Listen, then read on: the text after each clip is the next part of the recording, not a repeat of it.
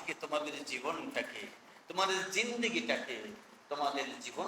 জিন্দেগিটাকে ফিরায় রাখবে, তাহলে তোমরা সফল কাম হবে। সুবহানাল্লাহ। আল্লাহ রসুলেরকে মেনে চলা এবং রসুলের নিষেধ থেকে ফিরে থাকা তৌফিক দান করুন, আমিন। রসুল নিজের থেকে কিছু করেন নাই, সবকিছু কার নির্দেশে? আল্লাহ তাআলার নির্দেশে। শান্তি, কল্যাণ, সহযোগিতাপূর্ণ সহ অবস্থানের শিক্ষায় মানব চরিত্রকে সংশোধন উন্নত করার জন্যে বিশ্ব মানবতার মুক্তির দূত মহানবী সাল্লাল্লাহু আলাইহি ওয়াসাল্লামকে মক্কাতুল মুকাররমে একটি প্রতিকূল অবস্থায়, অনুকূল নয়, স্বাভাবিক নয়, অস্বাভাবিক অশান্তি, জুলুম, নির্যাতন, প্রহসন, মিথ্যা, অনাচার, ব্যভিচার, খুন খারাপি, ঝগড়া ফাসাদ, লুণ্ঠন, সেই সমাজে ধর্ম মানতে চায় না, সত্যি মানতে চায় না, সেই সমাজে প্রতিকূল পরিস্থিতিতে আমার নবী, পেয়ারা নবী সাল্লাল্লাহু আলাইহি ওয়াসাল্লামকে আল্লাহ তাআলা পাঠালেন। আলহামদুলিল্লাহ, আলহামদুলিল্লাহ, আলহামদুলিল্লাহ। রসুলের শানে আরো একবার দরুদ, আল্লাহুম্মা সাল্লি আলা মুহাম্মাদিন নবিয়্যিল উম্মি ওয়া আলা আলিহি ওয়া সাহবিহি ওয়া বারাকা ওয়া সাল্লিম। যারা নবীজিকে দেখেছেন তাদের চোখের সামনে নবীজির চেহারা ভেসে উঠবে। যারা নবীজির রওজা দেখেছেন তাদের চোখের সামনে নবীজির রওজা মুনাওয়ারা ভেসে উঠবে। যারা নবীজির মহব্বতে পাগল করা, তাদের দরুদ পাঠ করার সময় তাদের সামনে রসুলের ভালোবাসায়, রসুলের রওজা মদিনাতুল মুনাওয়ারা যাওয়ার আবেগ তার হৃদয়ে অবশ্যই উদ্ভাসিত হবে। মহান আল্লাহ রাব্বুল আলামিন রসুলের ভালোবাসায় বাকি জীবন কবুল করেন, রসুলের ইত্তেবায় আমাদের জিন্দগি কবুল করেন, আমিন। আমিন বলুন, আমিন। আল্লাহ আমাদের কবুল করেন, আমিন। আল্লাহ রাব্বুল আলামিন সেই সমাজে পাঠালেন, ধর্মীয়, সামাজিক সকল ক্ষেত্রে হতাশা, অনিশ্চয়তার মধ্যে প্রিয় নবী সাল্লাল্লাহু আলাইহি ওয়াসাল্লাম ধুলির ধারায় মক্কাতুল মুকাররমায় আগমন করলেন। আলহামদুলিল্লাহ। আপনারা কি সজাগ আছেন? আলহামদুলিল্লাহ। দেখেন, আমাদের সামনে ক্যামেরা আছে, এই ক্যামেরায় যা ধরা পড়বে না, আরো ক্যামেরা আছে না নাই? আছে না নাই? আপনার অলসতা, আপনার দুর্বলতা, আপনার অনীহা, ইচ্ছা অনিচ্ছা, ভালোবাসা, শত্রুতা, সব ক্যামেরা হচ্ছে। কে করছেন? আল্লাহ। এই জন্য সবসময় দিনের জন্য সজাগ থাকবো, সচেতন থাকবো, দিনের জন্য সবসময় সক্রিয় থাকবো। আমাদের দেশ প্রাণপ্রিয় মাতৃভূমি বাংলাদেশ, এদেশে অনেক দিক থেকেই মুসলমান, ইমানদার, ওলামায়ে কেরাম, ইসলাম কোনটাটা হয়েছিল, ছিল কিনা? এখন তা থেকে একটু মুক্ত, পুরাপুরি না, একটু মুক্ত, ঠিক কিনা? একটু মুক্ত। এখন দেশ গড়ার সময়। এখন কে বিএনপি, কে জাতীয় পার্টি, কে জামাত ইসলামী, কে তাবলীগ, কে পীর মুরিদি, এ দেখার সময় নেই। এখন সবাই মিলে কোন পথে শান্তি হবে, মানুষের কল্যাণ হবে, জনমানুষের কল্যাণ হবে, দেশের উন্নয়ন হবে, দেশের শান্তি শৃঙ্খলা ফিরে আসবে, কোন পথে শান্তি হবে, সেই পথ সবাই মিলে ধরতে হবে। আল্লাহ কবুল করেন, আমিন। আল্লাহ কবুল করেন, আমিন। রাসূল করিম সাল্লাল্লাহু আলাইহি ওয়াসাল্লামকে আল্লাহ তাআলা জানিয়ে দিলেন, লাকাদ মান্নাল্লাহু আলাল মুমিনিনা ইয বা'আসা ফীকুম রাসূলান মিন আনফুসিহিম ইয়াতলু আলাইহিম আয়াতিহি। সূরা আল ইমরান 164 নম্বর আয়াত। কি সূরা? আল ইমরান। সূরা আল ইমরান 164 নম্বর আয়াত। একটা গল্প বলে ওয়াজ বয়ান শেষ করতে পারবো, কিন্তু গল্প বললে এই কোরআন অজানাই থেকে যাবে, বিষয় অজানাই থেকে যাবে। একটা মজা লাগানো কান্না অথবা হাসির কাহিনী শুনে শেষ করে দিতে পারবো, যে ঘটনা এখন বলা দরকার যে কাহিনী বলা দরকার সে কাহিনী আড়াল হয়ে থাকে। আমার বন্ধুরা, এই যুদ্ধ বিধ্বস্ত ভাঙাচোরা দেশকে এখন ইসলাম দিয়ে সাজাতে হবে। রাজি আছি সবাই? আগামী দিন ইসলামের দিন, আগামী দেশ ইসলামের দেশ, আগামী শাসন কোরআনের শাসন, আগামী দেশ আল্লাহ তাআলার শান্তির দেশ। আমাদের মাতৃভূমি আল্লাহ তাআলা সবাইকে কল্যাণ নসিব করেন। সবাই একমত? সবাই একমত? খবরদার, এতে কেউ শত্রুতা করবেন না। ক্যামেরা আছে না নাই? আছে না নাই? এতে কেউ বিরোধিতা করবেন না। ক্যামেরা আছে না নাই? হিসাব হবে কি হবে না? বিচার এখানেই শেষ নয়, আরো বিচার আছে। সেই বিচারের কাঠগড়া থেকে পালানো যায় না। সে বিচারের কাঠগড়া থেকে পালানো যায় না। সে দেশ থেকে পালানো যায় না। যে দেশের নাম হাশরের ময়দান, সে ময়দান থেকে কেউ পালাতে পারবে না। সব ব্যারিকেড দিয়ে ধরে ফেলবেন কে? আল্লাহ। আল-ইয়াউমা নাখতিমু আলা আফওয়াহিহিম ওয়া তুকাল্লিমুনা আইদিহিম ওয়া তাশহাদু আরজুলুহুম বিমা কানু ইয়াকসিবুন। সূরা ইয়াসিন আল্লাহ তাআলা বলছেন, আজ তাদের আমি মুখ আটকে দিব। যেই মুখের দাপটে, যেই চাপার জোরে তারা গলাবাজি করে তারা মানুষকে ডাইভার্ট করেছে, ভিন্ন পথ ধরিয়েছে, বাধ্য করেছে যারা অর্থ দিয়ে, টাকা দিয়ে, শক্তি দিয়ে, অস্ত্র দিয়ে অন্যায় পথে চলাতে আল্লাহ তাআলা বলেন সেই মুখ আজকে বন্ধ করে দেওয়া হবে। আমার সাথে কথা বলবে তার হাত, কথা বলবে পা, সাক্ষী দিয়ে দিবে অঙ্গ প্রত্যঙ্গ। এরপরে সে বলতে বাধ্য হবে, আল্লাহ আমি অন্যায় করেছি, ভুল স্বীকার করলাম। আল্লাহ তাআলা তখন বলবেন, বিমা কাসাবাত আইদিন নাস, মানুষ বিমা কাসাবাত আইদিহিম, তাদের হাত দ্বারা, চোখ দ্বারা, কান দ্বারা, অঙ্গ প্রত্যঙ্গ দ্বারা যা অন্যায় অনাচার করেছে সব সে নিজে নিজে বলতে বাধ্য হবে। আল্লাহ সেই দিন আমাদেরকে মুক্তির জন্য কবুল করে, নাজাতের জন্য কবুল করে। আল্লাহ তাআলা বলছেন, আল্লাহ রাব্বুল আলামিন বলছেন, ওয়ালাকাদ মান্নাল্লাহু আলাল মুমিনিনা, মুমিনদের জন্য বড়ই অনুগ্রহ। আল্লাহ রাব্বুল আলামিন তাদের মধ্য থেকে, মানুষের মধ্য থেকে তিনি একজন রাসূল করে পাঠিয়েছেন। সুবহানাল্লাহ। মুমিনদের জন্য খুব কল্যাণ, মুমিনদের জন্য অনুগ্রহ, এবং রাসূল সাল্লাল্লাহু আলাইহি সাল্লামকে পাঠিয়েছেন যাতে করে তিনি ইয়াতলুনা আলাইহিম আয়াতিহি, আল্লাহর আয়াত আবৃত্তি করে করে, তেলাওয়াত করে করে, পাঠ করে করে তার শিক্ষা উপস্থাপন করেন জাতির সামনে। তাহলে রাসূলকে পাঠিয়েছেন, এক নাম্বার কাজ হলো ইয়াতলুনা আলাইহিম আয়াতি রাব্বিহি, তার রবের আয়াত তেলাওয়াত করে করে শোনাবেন। এটা হলো রাসূলের কাজ। রাসূলের কাজ কি? এক নাম্বার কাজ হলো রবের আয়াত, রবকে আল্লাহ রাব্বুল আলামিনের আয়াত, তার কিতাব তেলাওয়াত করে করে, আবৃত্তি করে করে, একটি একটি অর্থ ধরে ধরে, একটি একটি বিষয় ধরে ধরে মানুষকে বুঝিয়ে দিবেন, যাতে করে রব কি বলেছেন, মালিক কি বলেছেন, আল্লাহ কি বলেছেন তা বোঝা যায়, মানা যায়, তা মেনে ছোট্ট সংক্ষিপ্ত এই জীবনটা ধন্য করা যায়, পরকালে নাজাত ও মুক্তি পাওয়া যায়। আল্লাহ সেই কোরআনের ব্যাখ্যা, শিক্ষা আমাদেরকে বুঝার তৌফিক দান করেন। আমিন। ওয়ায়ুযাক্কিহিম, সেই রাসূলের দ্বিতীয় কাজ হলো তাদের ভিতর বাহির পরিচ্ছন্ন করা। প্রকাশ্যে অপরাধ করবে না, গোপনেও তারা অন্যায় করবে না। প্রকাশ্য অপরাধ করবে না, গোপনেও তারা অন্যায় করবে না। প্রকাশ্য অপরাধ করবে না, গোপনেও অপরাধ করে। মাজারওয়ালা একজনকে জিজ্ঞাসা করা হয়েছে, মাজারওয়ালা ভাই আপনি কি নামাজ কালাম পড়েন? বলে না, আমি নামাজ পড়ি না। তাই নামাজ পড়েন না কেন? নামাজ ছাড়া তো মুক্তি নাই, নামাজ ছাড়া পথ নেই। কেন আপনি পড়েন না কেন? আমি পড়ি, এমনিই পড়ি না। আমি পড়ি না, এমনিই পড়ি না। তাহলে ঠিক করছে বেটাকে ঠিক করছে। তাহলে তার অন্তরে আছে নামাজ ছাড়া কোনো মুক্তি নাই, আর বাহিরে আছে নামাজ পড়ার দরকার নাই।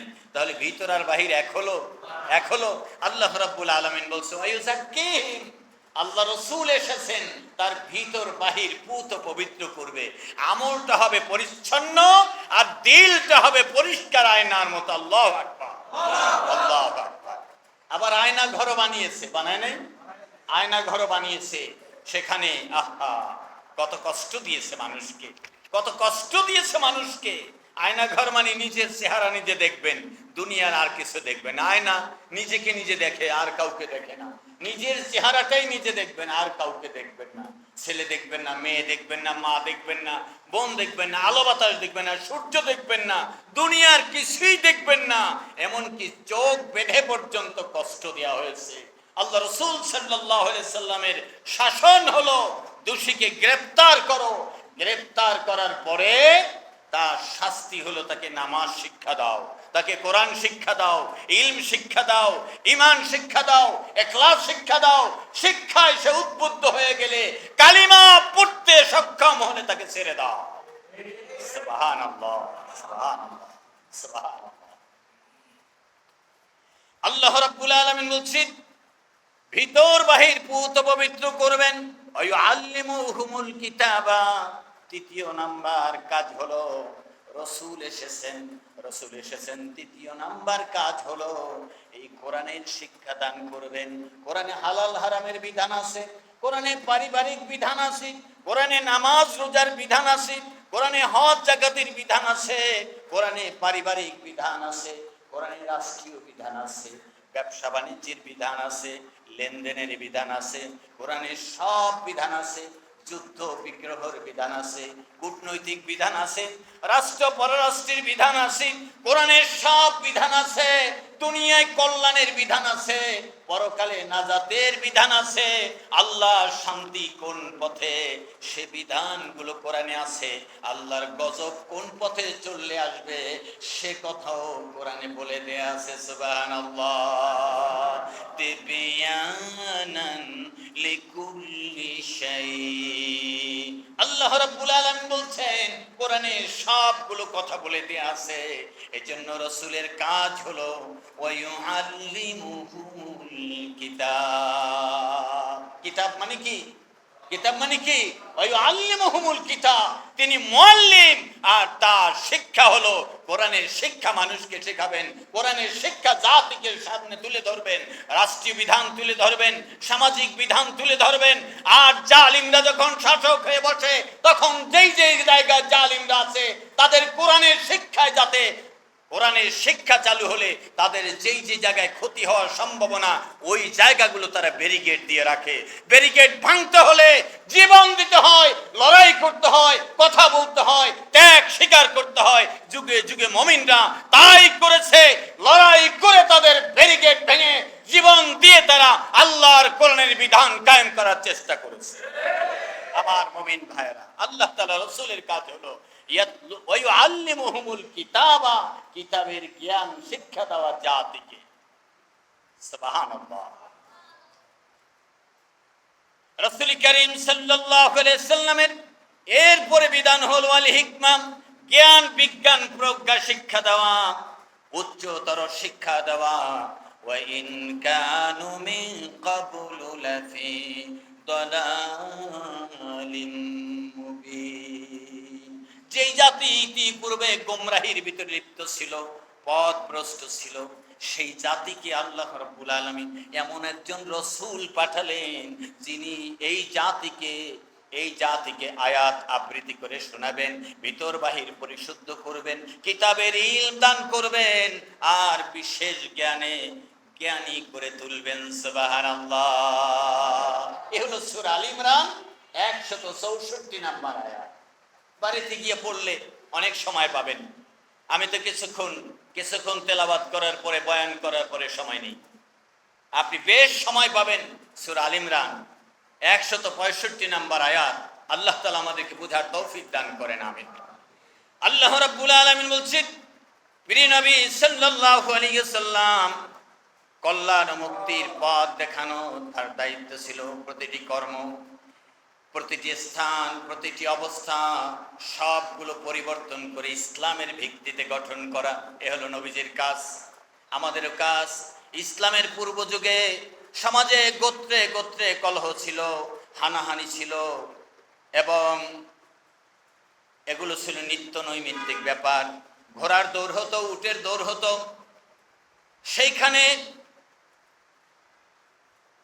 জ্যান্ত মেয়েদেরকে বিবস্ত্র করে বাচ্চাদেরকে ঘোড়ার লেজে বেঁধে দেওয়া হতো, উটের লেজে বেঁধে দেওয়া হতো। খিলখিলায় হাসতো, আর এটা তাদের আনন্দ উৎসব মনে হতো, আনন্দ মনে করত।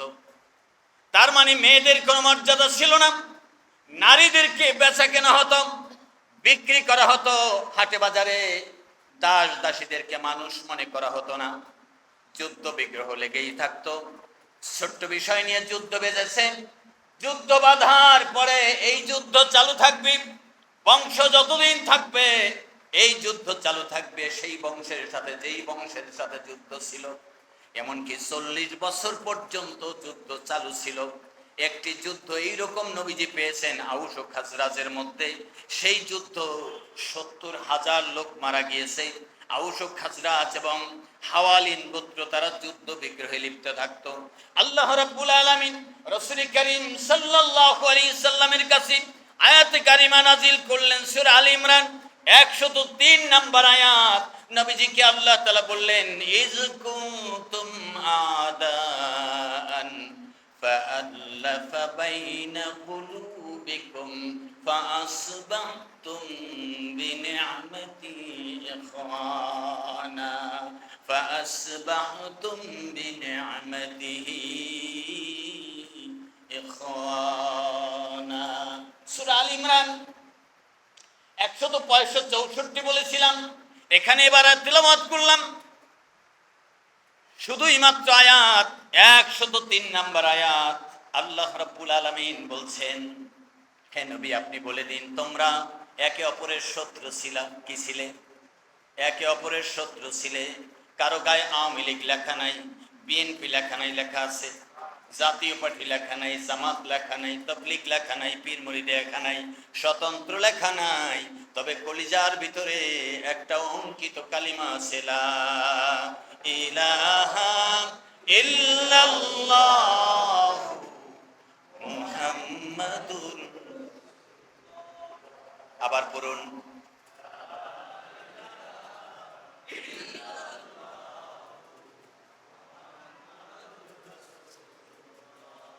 আল্লাহ রাব্বুল আলামিন বলছেন, ইজ কুনতুম আদান, তোমরা ছিলা শত্রু। একদল আরেক দলের শত্রুতা করেছো, একদল আরেক দলের বিরোধিতা করেছো, একদল আরেক দলের বিপক্ষে হানাহানি করেছো, মারামারি করেছো, খুন খারাপি করেছো, রক্তপাত করেছো। একদল আরেক দলকে দেশ থেকে তাড়াবার চেষ্টা করেছো, একদল আরেক দলকে বহিষ্কার করার চেষ্টা করেছো, একদল আরেক দলকে নিবন্ধন বন্ধ করার চেষ্টা করেছো, একদল আরেক দলকে কুণ্ঠাসা করেছো, একদল আরেক দলকে শত্রু মনে করেছো। তোমরা একদল আরেক দলের শত্রু ছিলাম। জেনে রেখো, ফাআল্লাফা বাইনা কুলুবিকুম ফাআসবাহতুম বিনি'মাতি ইখওয়ানা। এমন একটা পরিবেশ আমি আমার নবীকে পাঠিয়ে, সমাজ সংস্কারক বিশ্ব নবীকে পাঠিয়ে এমন একটি পরিবেশ তৈরি করে দিলাম, কেউ কারো শত্রু থাকলে না। এক কালিমার সুতায় গেঁথে দিলাম, তোমরা একে অপরের ফাআসবাহতুম বিনি'মাতি ইখওয়ানা। তোমরা আজ থেকে পরস্পর পরস্পরের ভাই। সুবহানাল্লাহ। এই বিধান কার? এই বিধান কার? এই বিধান আল্লাহ। এই বিধান আপনার সামনে আছে। চোরের হাত কাটার বিধান চালু হলো। কোন কাফেরের চোর নাই, হাত কাটতে হয় নাই। আর হাজার হাজার লক্ষ লক্ষ চোর নিয়ে আমাদের দেশে দেশে বসবাস করছি আমরা, ঠিক কিনা? এটার কারণ হলো ওই হাত কাটার বিধান না থাকা। হাত একজনের কাটলে আর কারো চুরি হবে না, আর কারো হাত কাটা লাগবে না। আল্লাহ রাব্বুল আলামিন সেই বিধান চালু করেছেন। বিশ্বনবী সাল্লাল্লাহু আলাইহি সাল্লাম সেই বিধান চালু করার কারণে সমাজ চোর আর ডাকাত মুক্ত হয়ে গেল। আল্লাহু আকবার, আল্লাহু আকবার। দুর্নীতি বন্ধ হলো না, চালু হলো? বন্ধ হয়ে গেল। কে করলেন? আল্লাহ করলেন। কার মাধ্যমে করলেন? রাসূল সাল্লাল্লাহু আলাইহি সাল্লাম মাধ্যমে করলেন। আজকের আলোচনা হলো সমাজ সংস্কারে জাতি সংস্কারে বিশ্বনবী সাল্লাল্লাহু আলাইহি সাল্লামের ভূমিকা। আল্লাহ এই ভূমিকাকে আমাদের আমল করার তৌফিক দান করেন, আমিন। তাহলে চুরির আইন আছে না নাই? চোরের শাস্তির বিধান আছে না নাই? আছে। আল্লাহ রাব্বুল আলামিন এরপরে বললেন, নবীজি আপনি বলে দেন, ইন্নামাল খামরু ওয়াল মাইসিরু ওয়াল আনসাবু ওয়াল আজলামু রিজসুম মিন আমালিশ শাইতান। কার বিধান? এতক্ষণে হাদিস বলি নাই, বলিই নাই, এতক্ষণেও বলি নাই। আল্লাহ বিধান নাজিল করছেন, আল্লাহ রাসূল সাল্লাল্লাহু আলাইহি সাল্লাম বাস্তবায়ন করছেন। আল্লাহু আকবার। সেই কোরআন আছে না নাই? সেই কোরআন আছে না নাই? আহা, নানির জন্য এত কান্না রে, কোরআনের জন্য যদি কাঁদতো কত সওয়াব হতো, ঠিক কিনা? দাদার জন্য এত কান্না না, হাদিসের জন্য যদি কাঁদতো কত সওয়াব হতো, কোরআন হাদিস যদি পড়তো কত সওয়াব হতো। কত গাল গল্প, কত চা, কত পান, কত বিড়ি খরচ করেছে দলের জন্য, আশা ধুলায় মিশে গিয়েছে, তা ধুলায় উড়ে গিয়েছে। এখন বাকি জীবনটাকে আল্লাহর কোরআন দিয়ে সাজাতে চাই। লিল্লাহি তাকবীর। আল্লাহ কবুল করেন, আমিন। আপনার মনে কি চায় তা তো আমি জানি না, আন্দাজে অনুমানে মনে করি যে আপনার মনটা চায় বাকি জীবনটা কোরআনের সাথে থাকি। চাই কিনা বলুন? চাই কিনা বলুন? আল্লাহ কবুল করেন, আমিন। হৃদয়টা খুলে দেখাবেন কাকে? হৃদয়ের জানালাটা খুলে দাও না, প্রভুর ডাকে কেন সাড়া দাও না। হৃদয়ের জানালা খুলে দাও না, আল্লাহর ডাকে কেন সাড়া দাও না। আল্লাহকে ধরতে গিয়ে দল ছাড়তে রাজি না? আল্লাহকে ধরতে গিয়ে দল ছাড়তে রাজি না বলেন? আল্লাহকে ধরতে গিয়ে একটা ইসলামী দল ধরতে রাজি কিনা? রাজি কিনা? ইনশাল্লাহ। নেতা পরিবর্তন হবে, নেত্রী পরিবর্তন হবে, বিধান পরিবর্তন হবে, সব পরিবর্তন হয়ে আল্লাহর জান্নাতের পথ ধরতে চাই। আল্লাহ কবুল করেন, আমিন। আল্লাহ কবুল করেন, আমিন। কথা স্পষ্ট, বুঝা স্পষ্ট, আমল স্পষ্ট। এরপরে প্রশ্ন করা হবে, কে বুঝেন নাই? প্রশ্ন না করলে আমাকে হাসরের ময়দানে আপনারা আটকাতে পারবেন না। পারবেন? পারবেন না। আল্লাহ রাব্বুল আলামিন বিধান জারি করে দিলেন, মদ বন্ধ, জুয়া বন্ধ, প্রতিমার বেদিতে সেজদা বন্ধ। মাজারে সেজদা করা যাবে? যাবে। এরপরে জুয়া, তীর নিক্ষেপ করা, এগুলো শয়তানের কাজ। এগুলো বন্ধ করার জন্য আল্লাহ রসুলকে নির্দেশ দেওয়া হলো। সূরা মায়দা 90 নম্বর আয়াত। আল্লাহ রাব্বুল আলামিন এগুলো বন্ধ করলেন। এরপরে আসেন, ওয়া ইযা বুশশিরা আহাদুহুম বিল উনসা যাল্লা ওয়াজহুহু মুসওয়াদ্দান ওয়া হুম কাযীম।